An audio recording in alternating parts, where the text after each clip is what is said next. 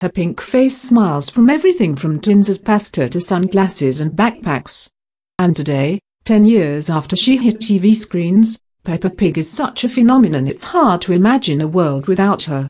5 minute cartoons of Peppa plus family and friends are shown in more than 170 nations, and yesterday we told how her earnings are set to top $1 billion. It's an incredible British success story that almost never happened because Peppa's creators, 3 mates who met at Middlesex Polytechnic in the 80s who are now all millionaires, struggled to get anyone interested. The idea was born in 2000 when out-of-work animators Neville, Astley and Mark Baker joined forces with producer pal Phil Davies to create a children's character and get it commissioned. But as their funds dwindled with no interest, they were on the verge of shelving Peppa. Neville, 57, says, "The year 2000 was hard. We had to spend a lot to make Peppa plausible as an idea, and I only earned £400 in 12 months. We survived by raiding our savings. It got to the stage where we almost had to split up and go and earn money." Phil adds, "That was pretty tough. I had to watch the pennies and what we bought in the supermarket. I had to avoid the fine range aisles, put it that way. Thankfully for millions of parents around the world who get 5 minutes of peace when Peppa comes on screen, they were saved at the last minute. Between us we got a commercial that kept us going, and then Peppa got commissioned. I like the thought that young generations will think of Peppa Pig when they grow up in the same way I still remember Bill and Ben. That's pretty special." As soon as the first episode aired on Channel 5 in May 2004, it began building legions of followers. And the team recognized at once the importance of selling merchandise. The fact that could adorn children's bedrooms, and the kids themselves, with Peppa-branded products helped it become a way of life rather than just a TV cartoon. One episode featured Peppa sporting a pair of fairy wings, and a real-life version was in the shops in time for Christmas, along with a Peppa-themed fairy castle which topped the Christmas toy charts.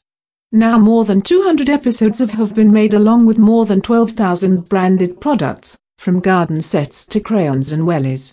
Entertainment One, who own the licensing rights, estimate earnings will break the $1 billion £640 million barrier by the end of this year. Peppa has cracked America, and an exclusive licensing deal with toy giant Fisher-Price put Peppa products exclusively in US Toys R Us stores.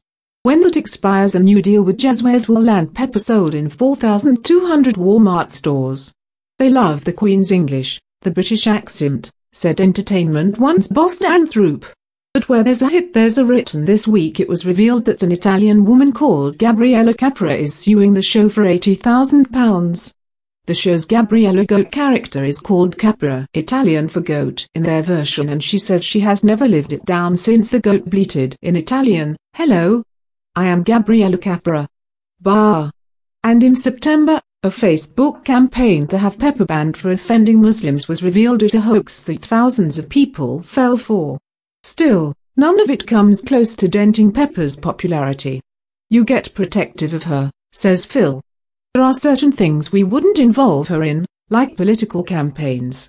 The trio in fact turned down an invitation from the Labour Party to get involved before the last general election. Phil says his own family provides inspiration for some storylines. "There are episodes completely based on family experiences," said the father of 2. "Either from my childhood or through having children. One was based on me and my sister trying to sell our old toys outside our house when we were kids to raise money to buy sweets." Peppa Pig is now made by a 30-strong team at the Elf Factory, the London HQ, along with the trio's more recent show, Ben and Holly's Little Kingdom. The brand may have grown beyond the wildest dreams of its creators, but the trio have tried to keep their feet on the ground. Neville says he's still frugal, while Phil concedes, "I can shop in the more expensive supermarket aisles now. Sometimes, I even treat myself to Marks and Spencer crispy duck."